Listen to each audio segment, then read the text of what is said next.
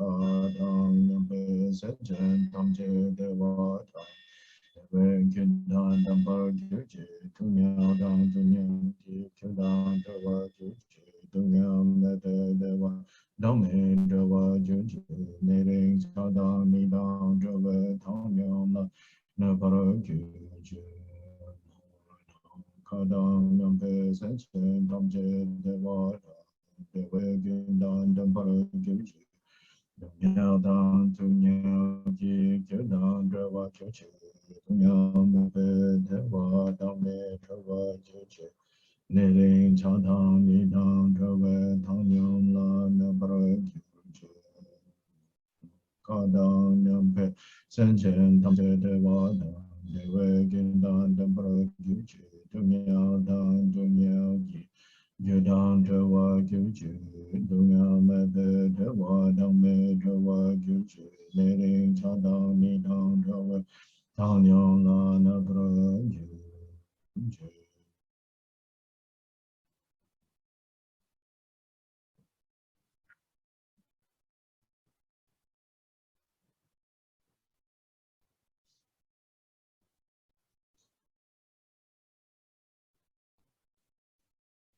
In all the worlds of the 10 directions reside Tathagatas of the 3 times. Before each of you lions among humans, I prostrate joyfully with body, speech, and mind by the power of this aspiration to noble deeds. All conquerors appear vividly in my mind.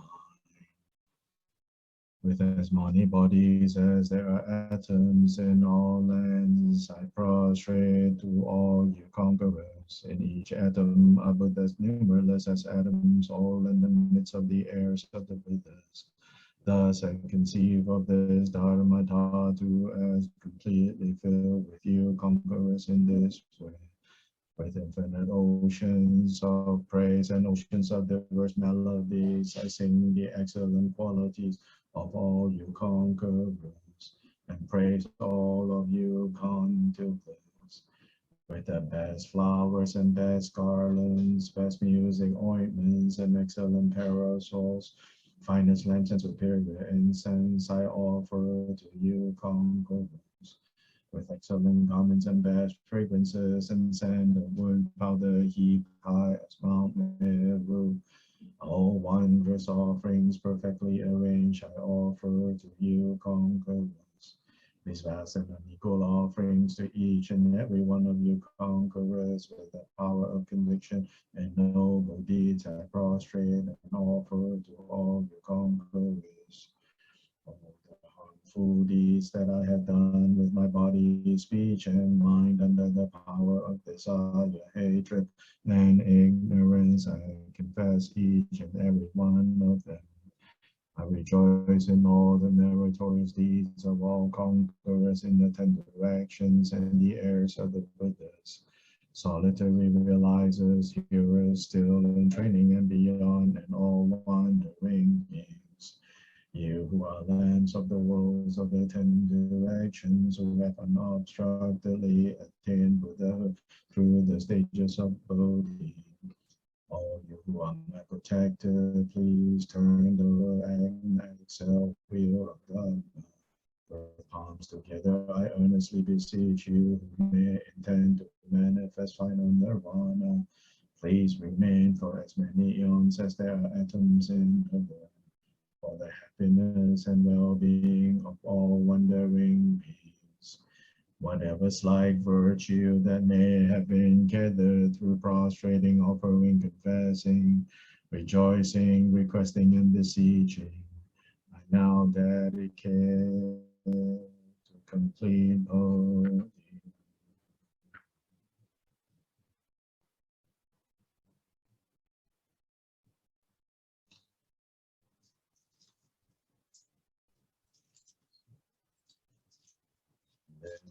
Ground sprinkled with scented waters and strewn with flowers, adorned with the supreme mountain, far continent, sun, and moon.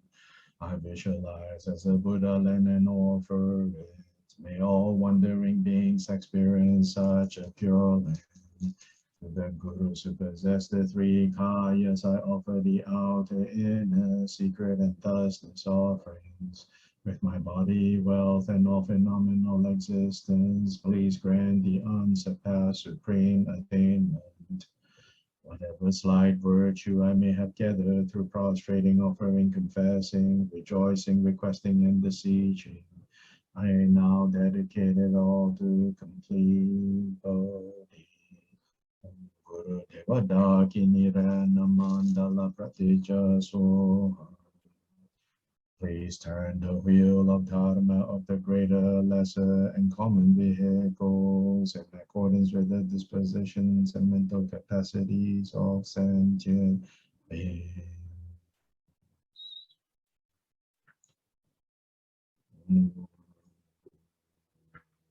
Doje Jangwan Dele Naro Dhamma Mida Papa Doje Dengon Kagen Sunden Sare Lame Shara Sanjura Magida Chokala Suma Depsundagi Jin Jin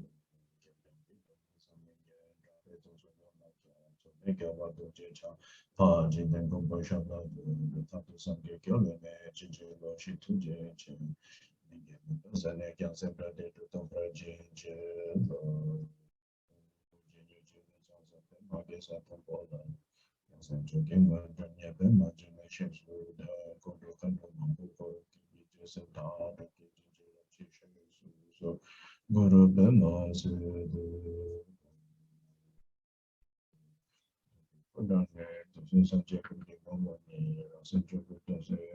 so well, I measure so.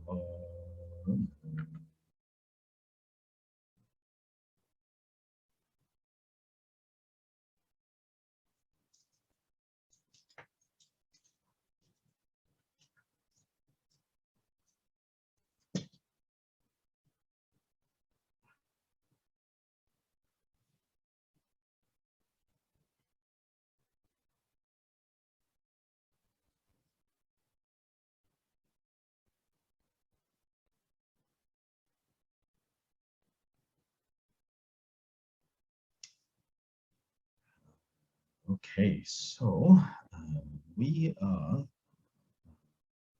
going to now look at starting on stanza 54.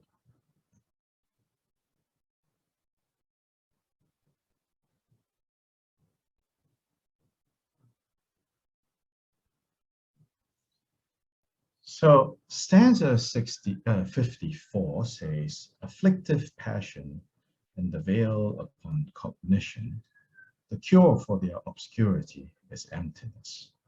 How then should they not meditate on this for those who wish for swift attainment of omniscience?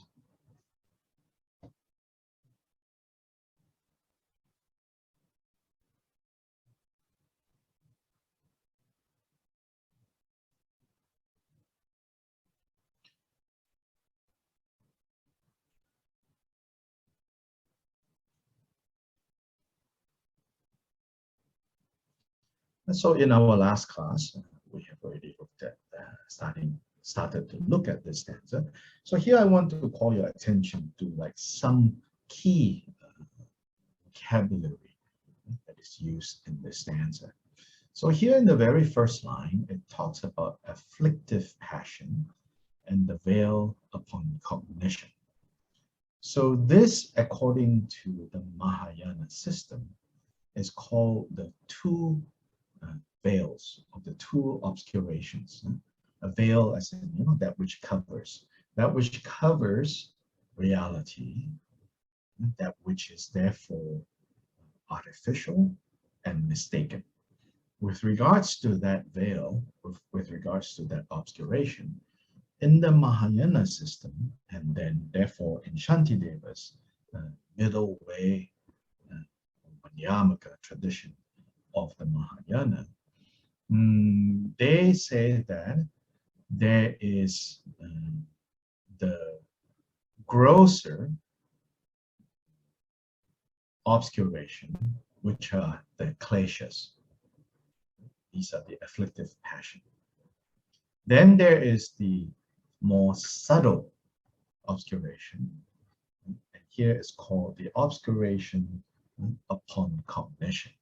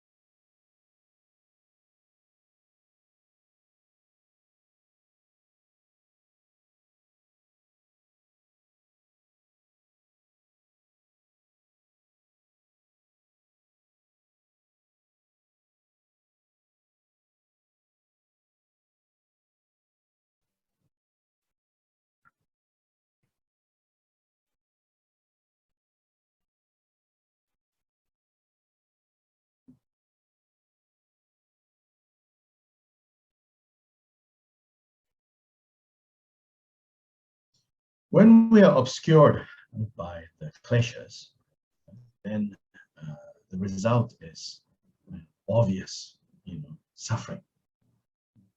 When we are obscured by the veil upon cognition, as is translated here for me, when we're obscured by the more subtle obscuration, the veil upon cognition, what is referring to there, the veil upon cognition? It covers cognition. There is talking about, it covers the ability to cognize, the ability to see clearly. See clearly with regards to what? See clearly with regards to everything that a Buddha needs to see, needs to know. So what's going on here is the first type of obscuration. If we have that obscuration, the klesha obscuration, then we are stuck in samsara. Samsara has power over us. The second kind of obscuration, when we have that obscuration, what is the direct consequence? The direct consequence is we are not able to have all-knowing wisdom. All-knowing wisdom. Why is all-knowing wisdom necessary? All-knowing wisdom is necessary for effectively liberating other beings.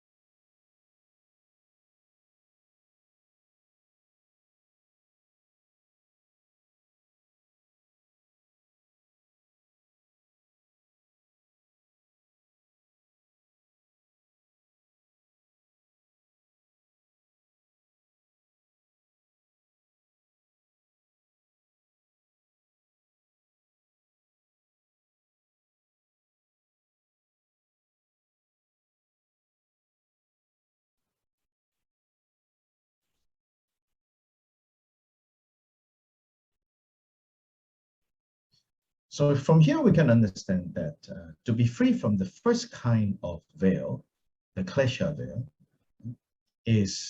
results in ourselves achieving freedom, freedom from confusion. To be free from the obscuration upon cognition, veil upon cognition, when we are free of that, then we become complete and perfect Buddhas, because at that time we will have all-knowing wisdom. All-knowing wisdom is solely for the purpose of liberating other beings.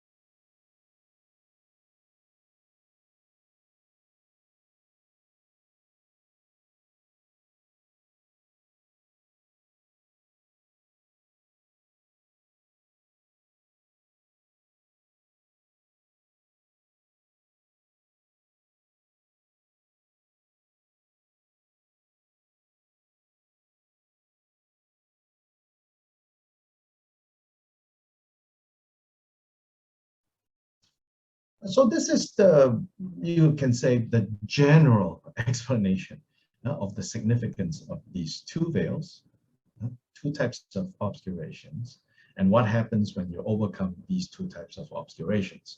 Now, when you get into the more details of the Mahayana positions in the plural, because in Shantideva and his middle way tradition, they have one way of talking about it.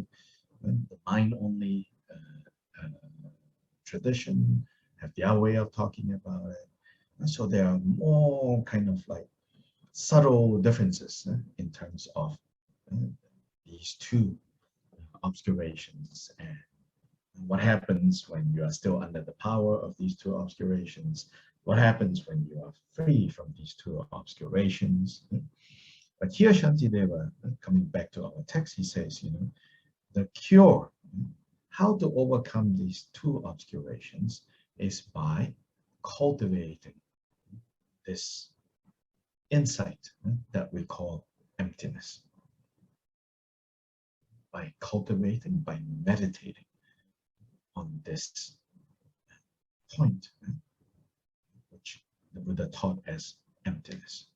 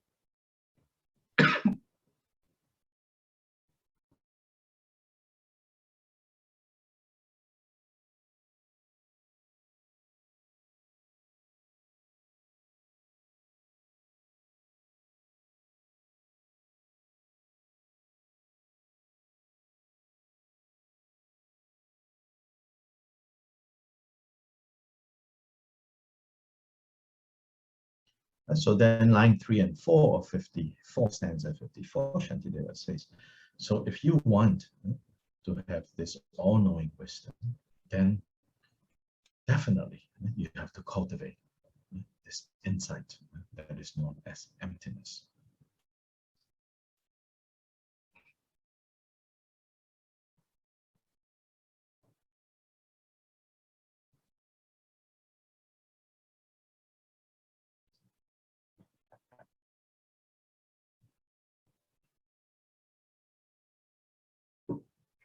Stanza 55, he alludes to the fact that for some, this teaching on emptiness can be very terrifying, because even the word itself, right?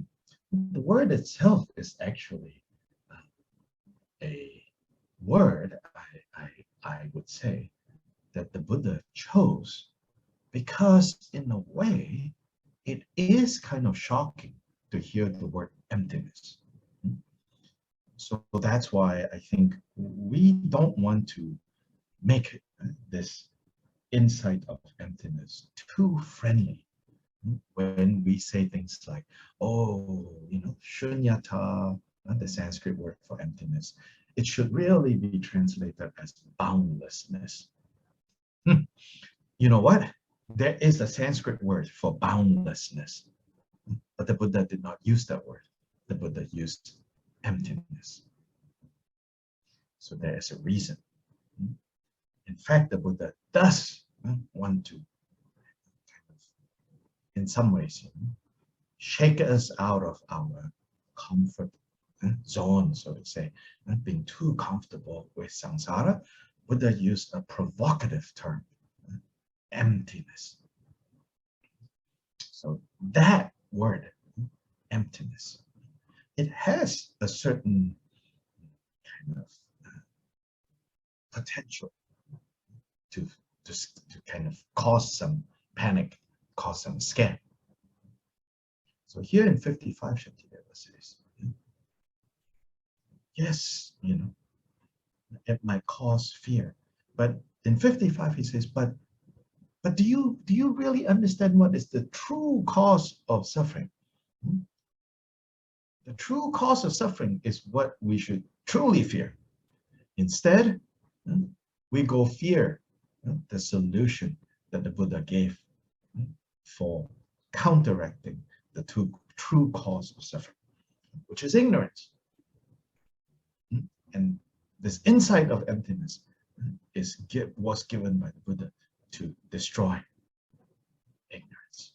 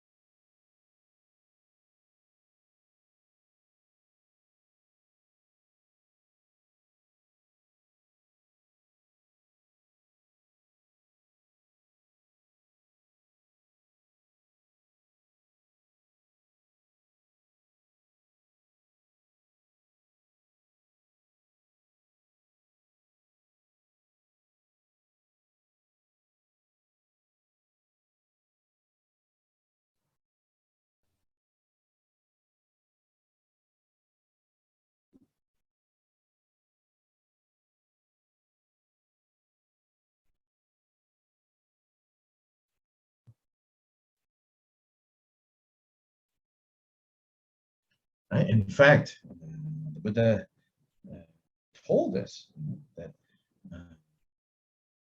there is a very profound, amazing state of mind that through meditation that you can reach, which is so amazing, so profound.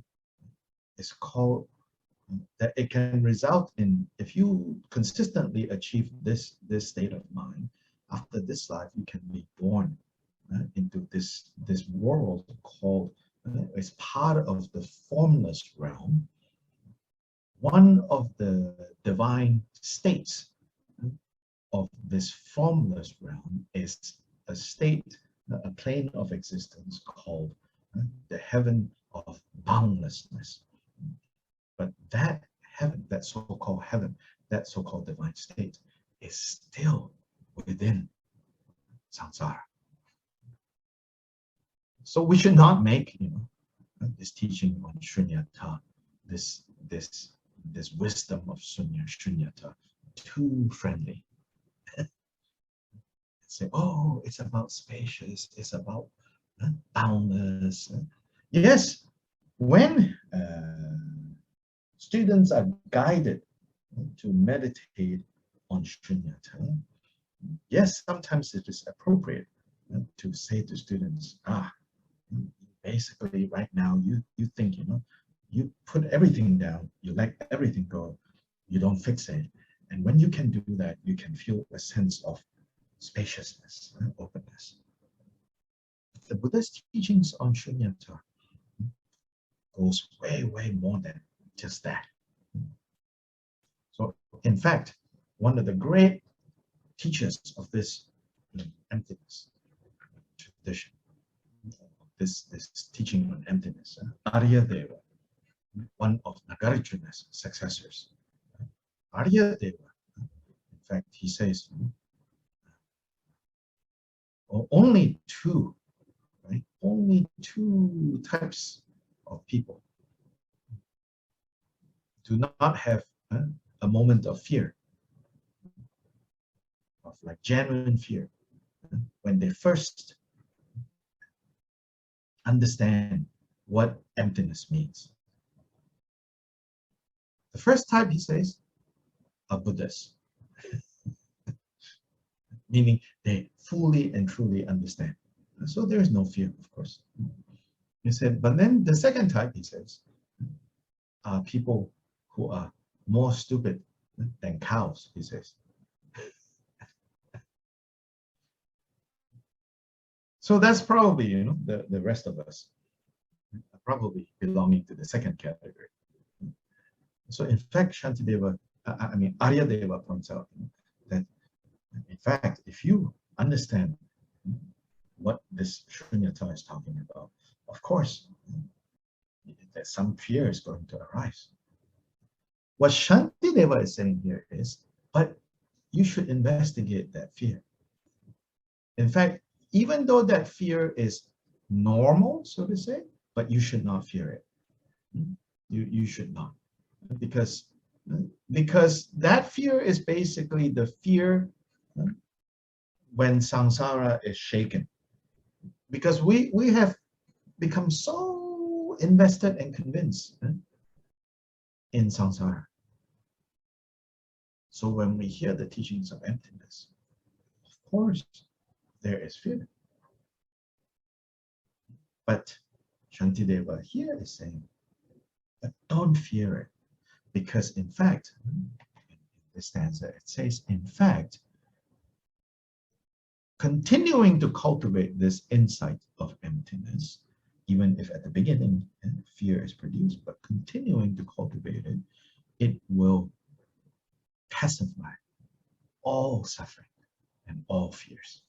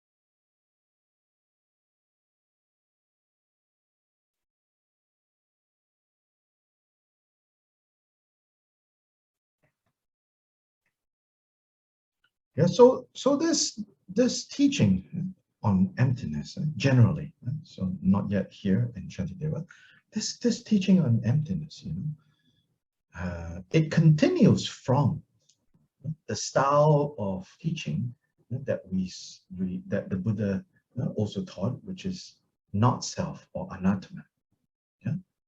So the use of, you could say, negation language, the use of no, no, no, is a distinctive characteristic of the Buddhist tradition.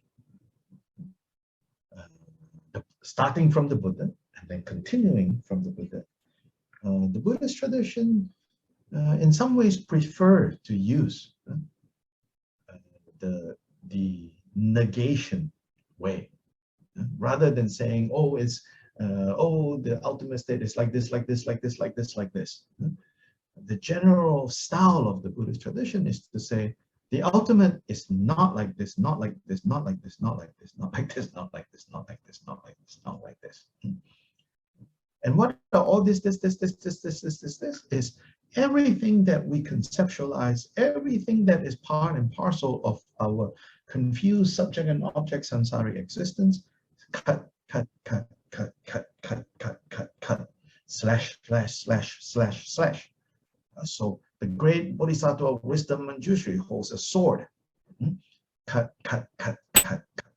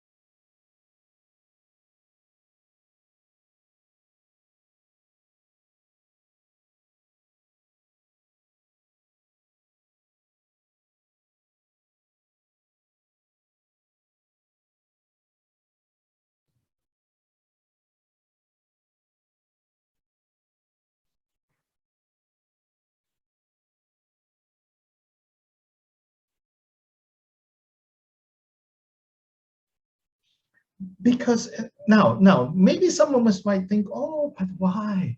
Why does it have to use this cut, cut, cut, negate, negate, negate, negate, negate, right? Then you might even say, well, that's why, non-Buddhists say, this nihilistic tradition.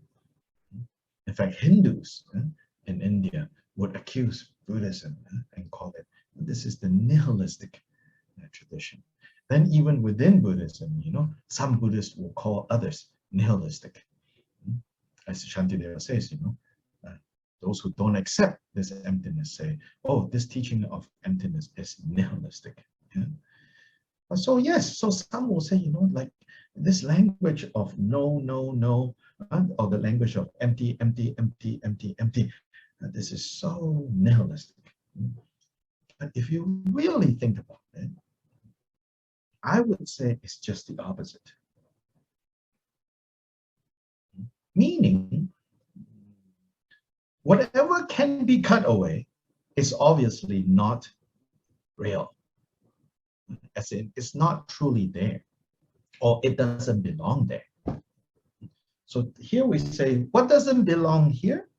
Here are the afflictive emotions, are the obscuration upon cognition. These two types of obscurations, two general types, of which many uh, uh, other obscurations fall under these two camps, right? All these are only temporarily interdependently arising conditions, and therefore we can cut them away, we can dispel them, we can get rid of them. And that which is real, we don't need to do anything about it. We don't need to create it. We don't even need to attain oneness with it. Like in some spiritual tradition, they say, oh, God is real. Oh, we need to attain oneness with God. The Buddha's way of teaching this, of the ultimate state, it says, nothing you need to do about the ultimate state. Because the ultimate state, by definition, is really the ultimate. No need to modify, no need to create, no need to even think, oh, I need to attain oneness with it. All we need to do is dispel, dispel, dispel, purify, purify, purify, remove, remove, remove, cut, cut, cut. That which we have mistakenly taken to be real, to be permanent, to be substantial. So through the teachings of not self, and then going even further, through the teachings of emptiness, all these temporary kleshas, temporary coverings, veils can be dispelled.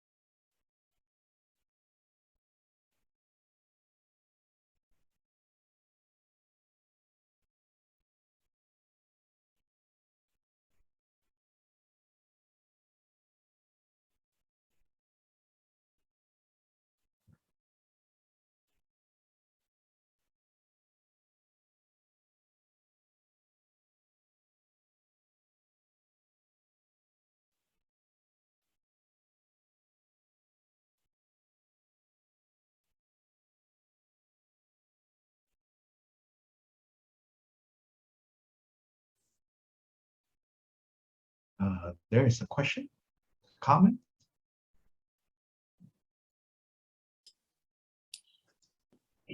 Because this emptiness is not something that we can conceptualize, the fact that we ask questions and we can voice it means that we don't have it, because that's a concept. So we are basically wasting a lot of time trying to figure it out. Trying to figure out what emptiness is, rather than focusing on that end of it, we focus on the getting rid of, which by virtue of that having happened, we would achieve Buddhahood. Is that it? No. Well, what am I missing? If I mean, it's not conceivable, so we can't voice it and no. Okay, so maybe translate the question first. So to summarize, so the question, yeah, what Judy is saying is like, is it therefore, since emptiness cannot be conceptualized, which somewhere in here, and Shantideva says that, so instead of thinking too much about it or thinking any of it, should we just focus on, say, getting rid of the kleshas rather than trying to understand the teachings on emptiness? That's yes. not exactly what I meant. I'm not saying not to understand the teachings on emptiness, but try not to conceptualize emptiness. I mean, the teachings on emptiness. What does that mean, to conceptualize? To try to see what it is, because we can't. Well, to understand the teachings, we're trying to see what it is. No? But that's understanding the teachings those are methods to get rid of. Yes, so you have to apply the reasonings given in the teachings for emptiness. Right.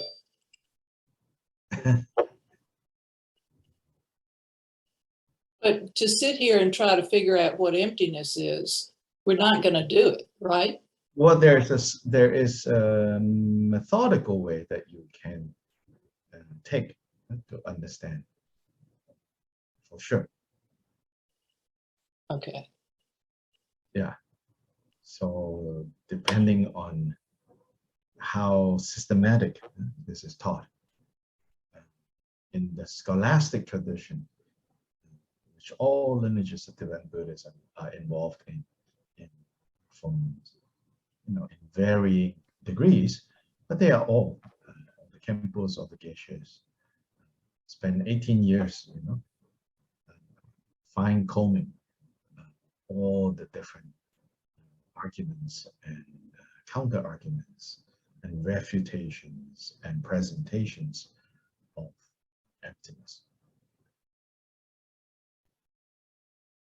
And so what you're expressing, I understand, is our not learning all the fine details of this tradition, and then just trying to kind of sit there and feel the headache of thinking about this. Yes, that's not useful. We can't think our way into emptiness, I guess, is finally sort of dawning. You cannot think your way into emptiness, but you can think in a principled, methodical way, very far. And so there is something that intellectually engaging it can dispel a lot of mistaken ideas about things. So here, there is said that there are two kinds of ignorance. with regards to the issue of I. One is innate. Nobody taught us. From when we were born, right? And every day when we wake up, when we gain consciousness, and then when we lose consciousness, from the moment we gain active consciousness each day to the moment we lose active consciousness, this innate sense of I is very strong. It's there. Nobody does that. So that's one kind, right? The other kind of feeling of I is based on wrong philosophies, ideologies, education that we have learned over time. And often the second type reinforces the first type. Yeah. So in the scholastic tradition, as represented by the Shedras, the geishas, the future geishas and the future kempos are trained. 18 years, to get the geisha degree, is trained to destroy the second type. The intellectually acquired wrong views about I. And as you do that, it will begin to have an impact on the innately arising points of I as well.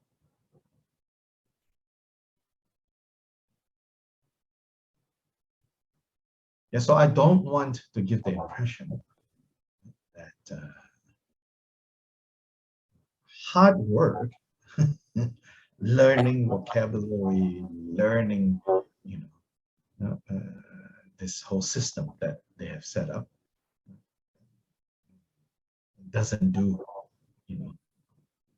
it doesn't really do the work of cutting away. It is part of that cutting away.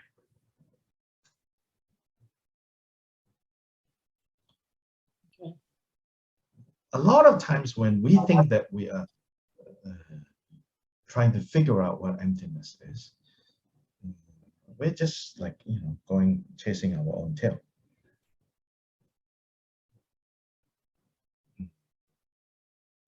We find it too hard. I find it too hard to learn all the definition of terms, and then and really applying those definitions to our experience.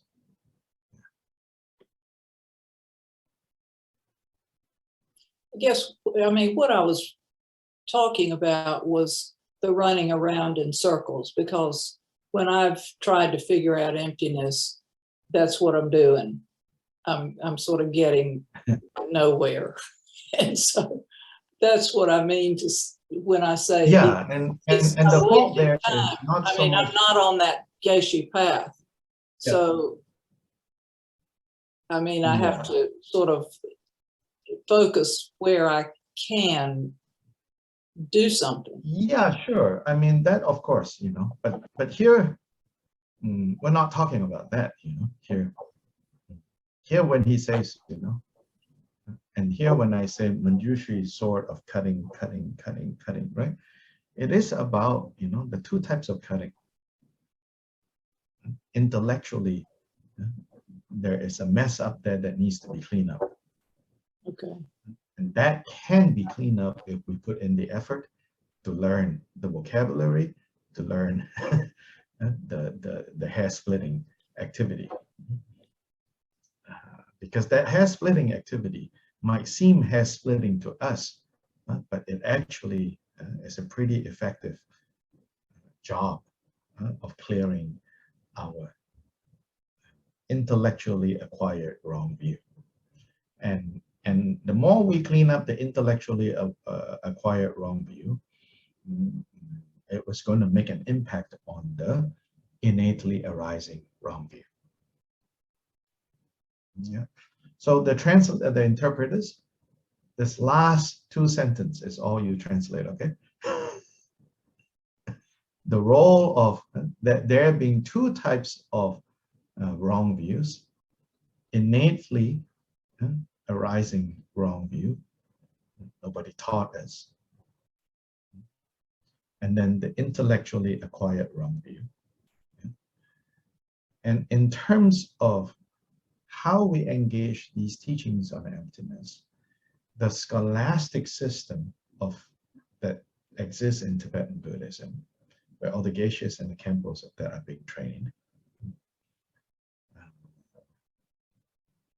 I'm not saying, that automatically that training leads you to, but if you know how to use that training, it can really remove a lot of intellectually acquired wrong views. And if you pursue that, not simply to emerge as a great debater, revered for your knowledge, but rather understanding that that kind of engagement over time will also undermine the innately arising wrong view about I. Then even that kind of, not even, but that kind of approach, that kind of study can take us a long way in clearing the confusions, in clearing the two veils.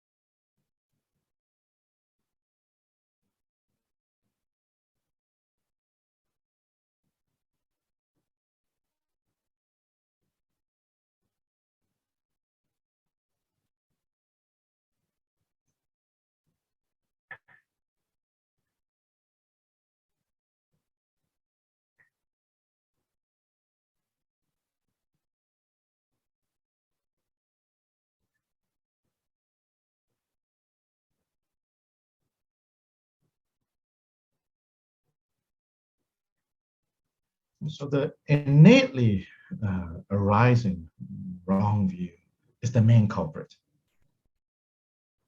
But sometimes that culprit is not so easy to handle.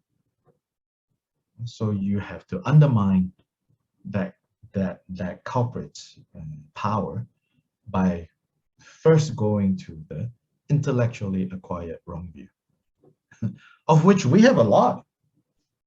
We have a lot of this intellectually acquired wrong view. For example, myself, for sure, I often catch myself kind of responding to things in a way that basically tells me, when I look into it, that I think that things that happen just happen haphazardly and without any of what the Buddha calls karma working. I just kind of like put it in the category of, oh, that's just chance. Oh, that's just happen chance. That is a form of intellectually acquired wrong view.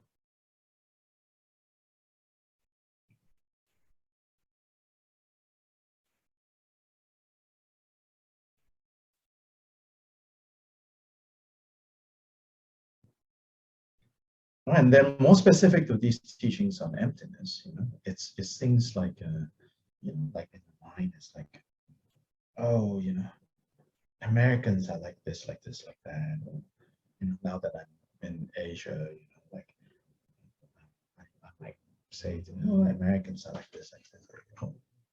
Indians are like this, like this. Or like, back in the US, oh, Republicans are like this, like this. Trumpers are like that, and liberals are like this, like that. So we're imputing, all kinds of substantiality, as if people cannot change, as if people are consistently always just like this. It's a kind of intellectually acquired wrong view that we go around.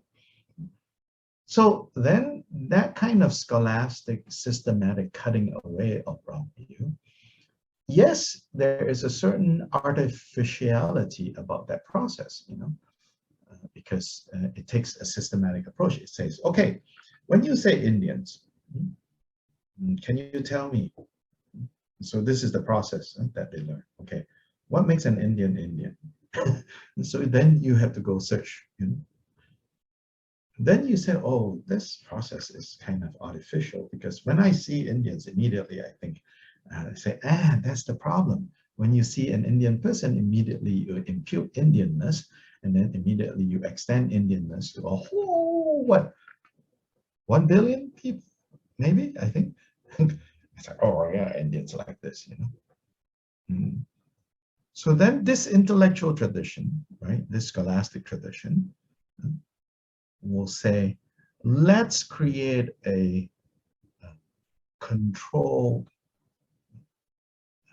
environment, and let's take to task this idea. Indians are like this, like this, like that. Of course, it's artificial, but it's to highlight for us. Why do we need this? Because the power of habit is so strong. So then you need a skillful method to weaken this habit. One way, is actually by engaging in this kind of scholastic. So the role of scholastic studies of these difficult points is it's more than just scholars arguing, even if sometimes I sound like that. And those of you who are in Asheville, if you really want to gain some experience and hopefully appreciation of this method, go seek out Venerable George. It's just 1 hour outside of town. He is trained, in that tradition. May not have a Geshe degree, but mind is very sharp when it comes to this kind of intellectually acquired wrong views. It's very sharp at this detecting intellectually acquired wrong view, and then he can apply the slicing of that. Very effective.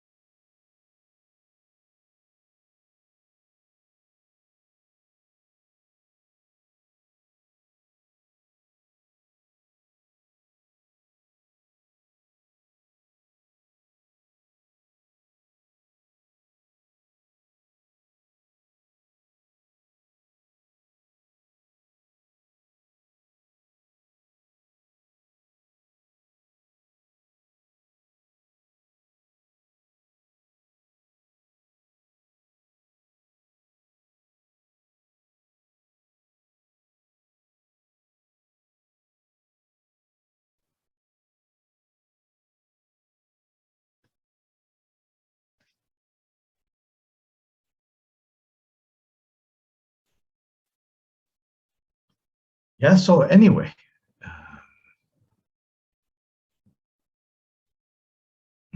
we will see, as we timidly go through this chapter, how the content of this chapter will give you, headaches, and will make you feel like, what is going on? Part of it is really our innately arising wrong views of I is basically lining up its defense system, causing us to want to like back away, So like if you study this chapter a lot, or try to study, then you might say, I'm just going to go meditate now. Breathe in, breathe out, breathe in, breathe out. That is also could be one of the innately arising wrong views of I, recruiting meditation to derail you.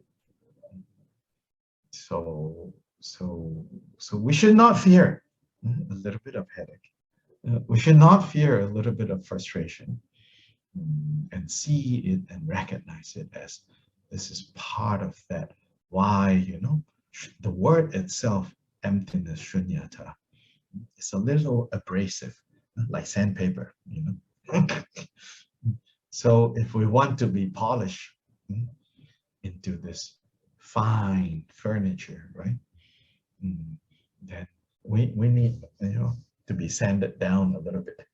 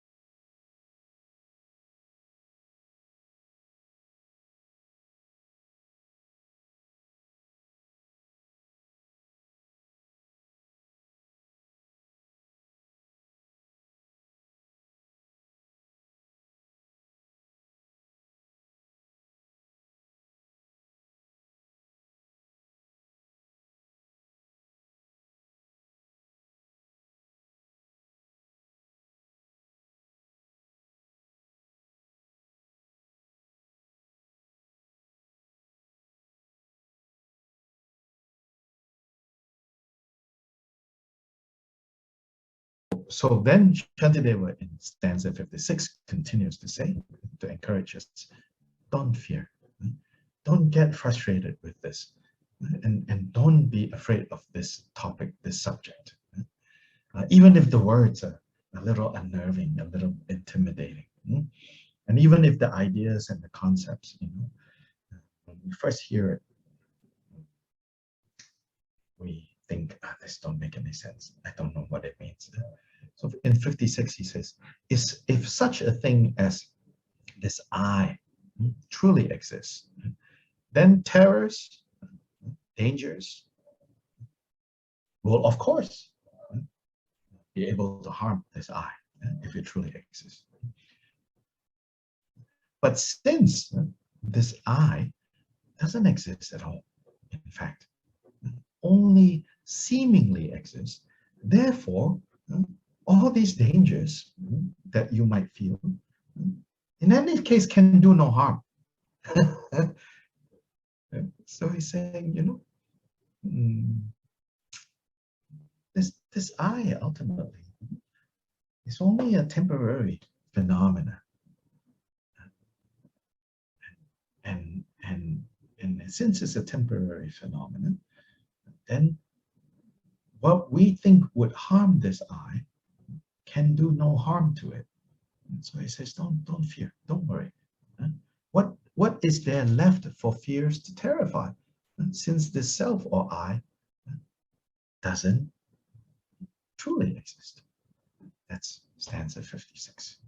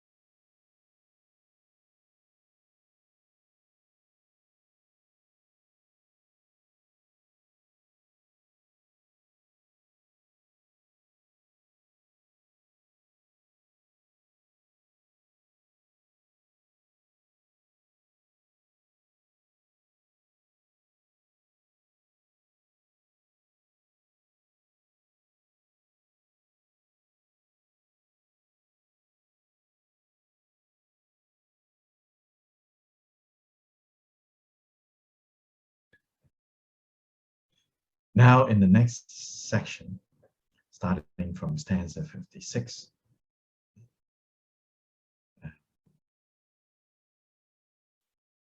this is a type of, you can say, a type of meditation. If we remember the word meditation that we use here is the translation for the word bhavana, which really has more of a connotation of cultivating. To cultivate. Chinese is like shiu. So bhavana is shiu, right? To cultivate. It's not, 坐禅, which is a very specific activity. Here, to cultivate, right? So what starting from stanza 56, from stanza, let me give you from stanza 57, sorry, to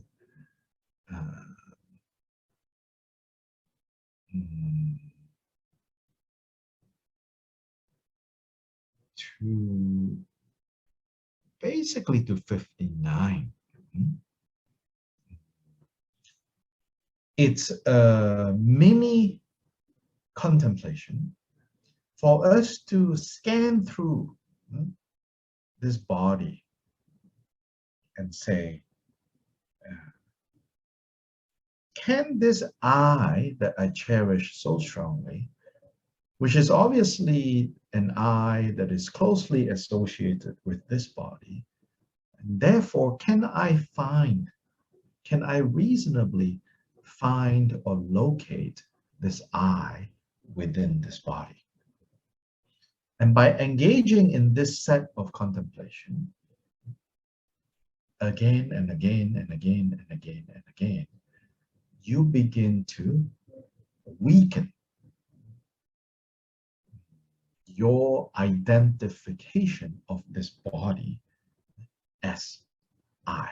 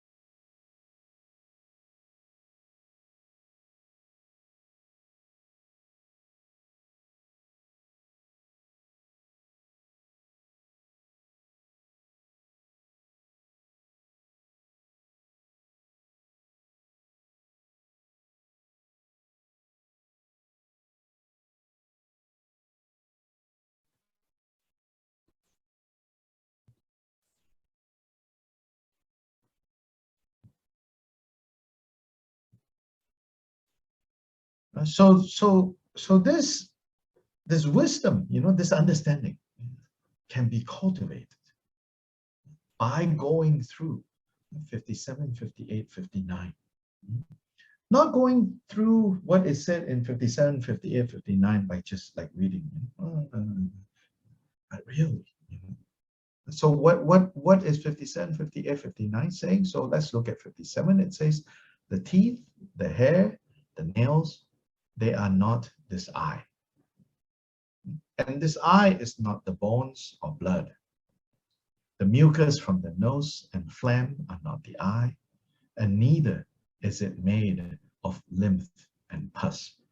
So here are different parts of the body, both solid, liquid, in between.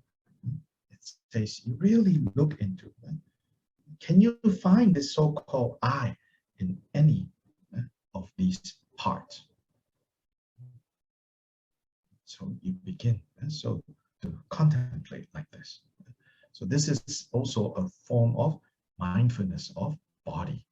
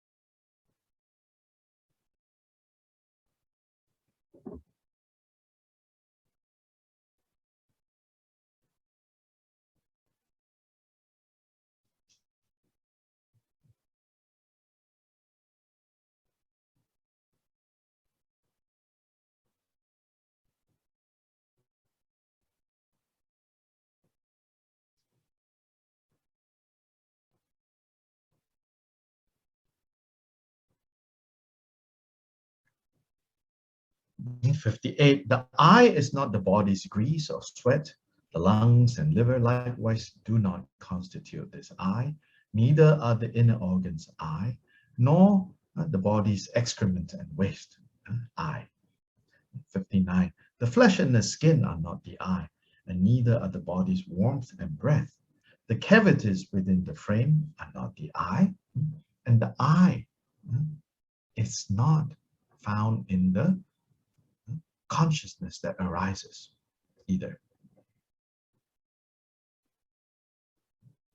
So what you're supposed to do, right, with these three stanzas is not just to read it like this, but to have this, to cultivate, to see how the nose is not I, the eyes is not I. How can the nose be I when it's formed of many parts? Even what we call the nose. So then when we get obsessed with, oh, my nose is not big enough, or my nose is not tall enough, uh, uh, uh, my nose is, or my skin is not fair enough, especially those times, or, oh, I have such beautiful ears, I have such beautiful complexion, and all of that.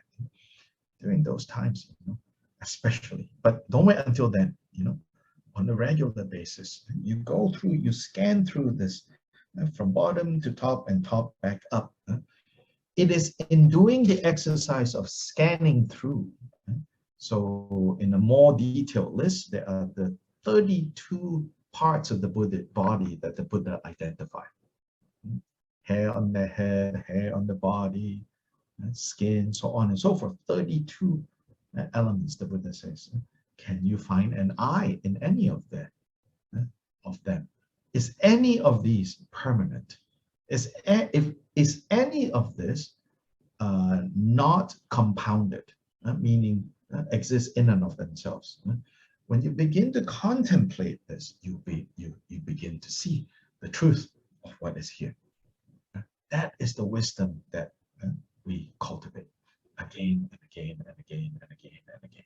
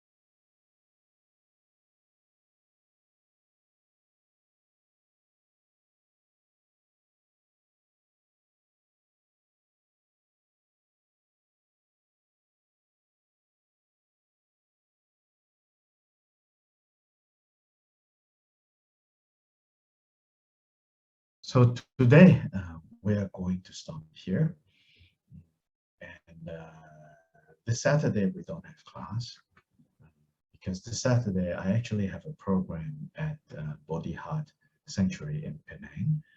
I'm going to introduce to people who are interested to the Vajrayana method of empowerment and transmission. So this is Saturday, and it's in the afternoon, which means, like those of you in the Americas, it's like in the middle of the night. And so we're not doing any kind of Zoom or anything. So I'll be doing that this Saturday. The next Tuesday, the 19th, is the day that I travel back to the US. So I'll be traveling, so we cannot have class either. But once I'm back in the US, at least for a period of time, our class will be back to the regularity of Tuesday, Saturday, Tuesday, Saturday. Then no more excuse to not move through this chapter more quickly and more smoothly.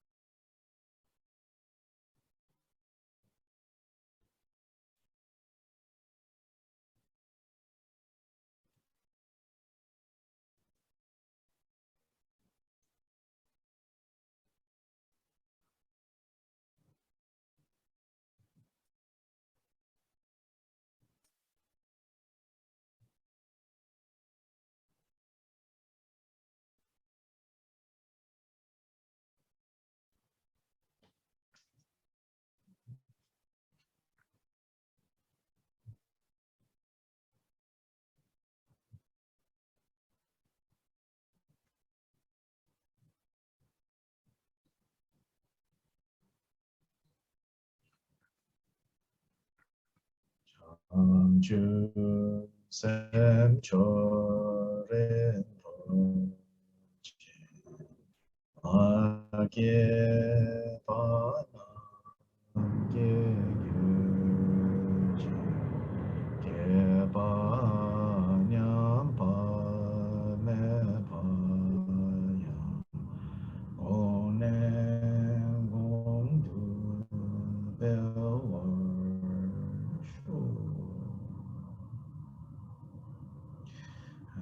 Also, I want to take this opportunity to congratulate Ryan Boyle. He's going back into retreat. Ryan has been going in and out of retreat for the last, I don't know, as long as I can remember. Very determined to go back in the cave and have more headaches, skillful headaches. So I just got news from him that he'll be headed back, and then we'll continue maybe beyond the cave, maybe to get some classroom headaches as well. So congratulations. It's always good to pursue the Dharma. Sometimes something more concretely that we study will help to firm up things. Then when we become too rigid, then we need to go, chant mantras and radiate love, and then too much of that, can kind of veer off in la la land. Then have to come back and anchor it on the 16 aspects of emptiness, or 16 aspects of Four Noble Truths, and so it's always a balance between these two. And so I hope all of you will, in your own way, do this kind of balancing. You have to fine-tune. The path is something to be developed. The path doesn't just fall from the sky and then you walk. The path, meaning your process, which is what path really means. When we say we pursue the path, we walk on the path, it's not just blindly walking. In fact, every step you take determines what the next step is going to look like. So it's an active process. And so please don't be afraid to take responsibility for your own process. And understanding the need to always be fine-tuning and balancing.